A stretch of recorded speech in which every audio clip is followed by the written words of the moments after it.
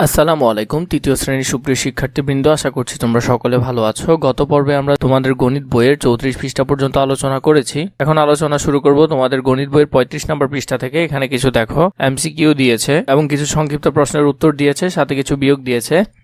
ধারাবাহিকভাবে আমরা একটি একটি আলোচনা করব। প্রথমে দেখে নাও, প্রথমে যে প্রশ্নটি দিয়েছে এখানে বলেছে সঠিক উত্তরে তোমাকে টিক চিহ্ন দিতে হবে। তুমি যদি পূর্বের ভিডিওগুলো দেখে না থাকো তাহলে প্লেলিস্ট আকারে আমাদের চ্যানেলে সাজানো আছে, তুমি চাইলে সেখান থেকে দেখে নিতে পারো। তোমাদের ধারাবাহিকভাবে পুরো বইটি নিয়ে আলোচনা করা হবে, তাই তোমরা আমাদের চ্যানেলটিকে সাবস্ক্রাইব করে রাখবে। তারপরে দেখো, দুটি সংখ্যার মধ্যে যে সংখ্যাটি থেকে বিয়োগ করা হয় তাকে কি বলে? আমরা বইয়ে দেখেছি, যেমন যেটি থেকে বিয়োগ করা হয় তাকে কি বলে? বিয়োজন বলে। যেটা বিয়োগ করে মানে যেটা বাদ দেওয়া হয় সেটাকে বলা হয় যে বিয়োজ্য, আর যেটা বের হয় সেটা বিয়োগফল। তাহলে এখানে উত্তর হবে কি? দুটি সংখ্যার মধ্যে যে সংখ্যাটি থেকে বিয়োগ করা হয়, তাহলে কোথা থেকে বিয়োগ করা হয়?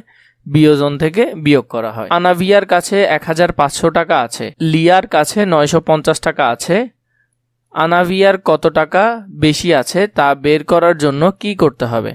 আমরা জানি তার কাছে আছে এত টাকা এবং আরেকজনের কাছে এত টাকা। একজনের কাছে কত টাকা বেশি আছে, তাহলে এই টাকা থেকে এই টাকাটা আমাদের কি করতে হবে? বিয়োগ করতে হবে। তাহলে এখানে সঠিক উত্তর হবে কি? বিয়োগ করতে হবে। এরপরে দেখো, রানীর কাছে 1200 টাকা আছে, সঙ্গীতার কাছে 600 টাকা আছে। দুজনের টাকার পার্থক্য বের করতে চাইলে নিচের কোনটি সঠিক? তাহলে কি পার্থক্য যদি বের করি তাহলে আমরা জানি বিয়োগ করতে হয়। তাহলে এখানে বিয়োগ কোনটিতে আছে?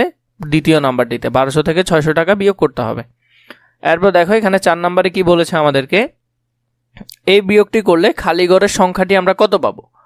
প্রথমে এখানে আছে 1, এখানে আছে 0, তাহলে 0 থেকে 1 যাবে না। 2 থেকে 1 ধার নিয়ে 0কে আমরা 10 করব, 10 থেকে যদি 1 যায় তাহলে উত্তর হবে 9। এরপর দেখো, এখানে আছে 1, এখানে আছে 2 থেকে তো আমরা 1 ধার নিয়ে ফেলেছি, তাহলে 2 এর জায়গায় এখানে আর 1 আছে, তাহলে 1 থেকে 1 গেলে 0।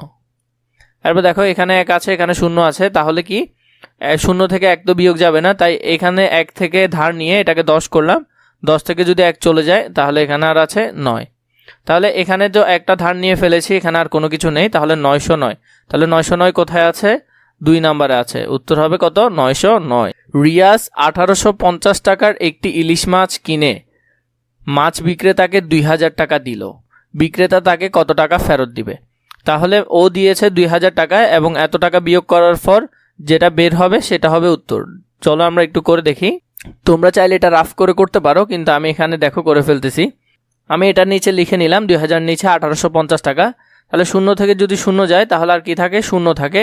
0 থেকে 5 বিয়োগ যাবে না, তাই এখান থেকে ধার নিয়ে 0কে 10 করতে হবে। 10 থেকে যদি 5 চলে যায় তাহলে আর থাকে 5।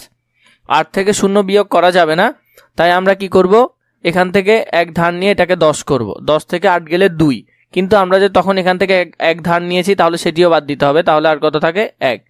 2 থেকে 1 ধার নেওয়ার ফলে এখানে আর 1 আছে, 1 থেকে 1 চলে গেলে 0, তাহলে আর লিখতে হবে না। তাহলে আর কত টাকা ফেরত দিবে? 150 টাকা ফেরত দিবে। তাহলে উত্তর এখানে কোথায়? ক নম্বরে 150 টাকা। সংক্ষিপ্ত প্রশ্নের উত্তরগুলো দেখো। প্রথমে আছে, বিয়োগের সময় কোন স্থানীয় মান থেকে বিয়োগ করা শুরু করতে হয়? তাহলে কোন স্থানীয় মান থেকে আমরা যদি উত্তরটি দেখে নিই, দেখো এখানে আমি তোমাদের জন্য উত্তরগুলো লিখে দিয়েছি।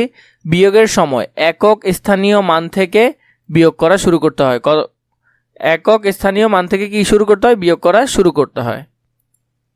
এরপর দেখো 2 নম্বরে, বিয়োজ্য কি? বিয়োজ্য হলো যে সংখ্যাটি বিয়োগ করা হয় তাকে কি বলে? বিয়োজ্য বলে। এখানে আছে 1, এখানে আছে 0, 0 থেকে 1 যাবে না, তাই ধার নিয়ে 10 করতে হবে। 10 থেকে 1 গেলে 9।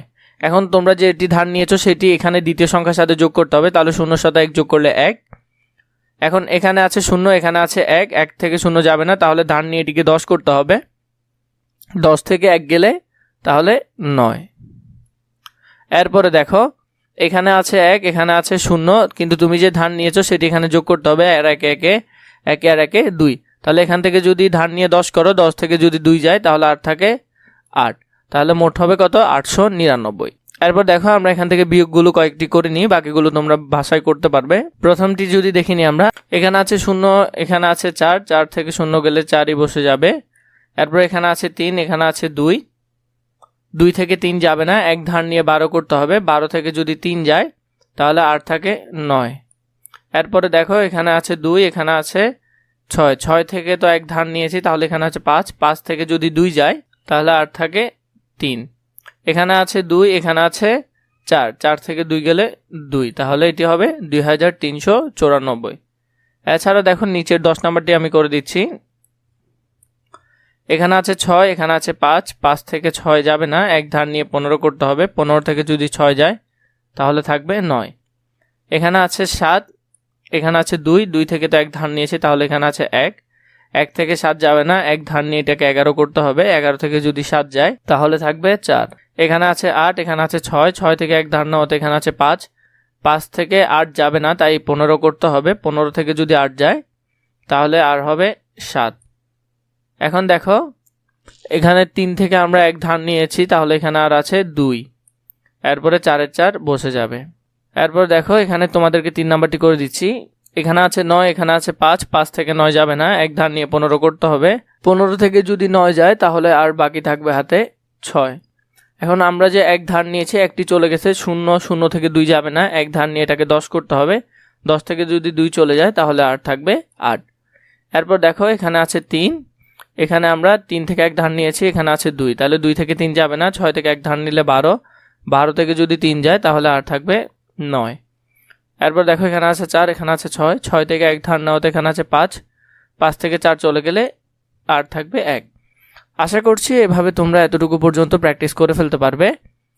এর পরবর্তী ভিডিওটি পরবর্তী পর্বে আমরা দিব, এখান থেকে যে অঙ্কগুলো আছে সবগুলো অঙ্কের সমাধান পরবর্তী পর্বে তোমরা পেয়ে যাবে। আর যদি তোমাদের এখানে সবগুলো বিয়োগের সমাধান প্রয়োজন হয় তোমরা আমাকে কমেন্ট করে জানাতে পারো, আমি তোমাদের জন্য সেগুলো সবগুলো আলাদা করে রেডি করব।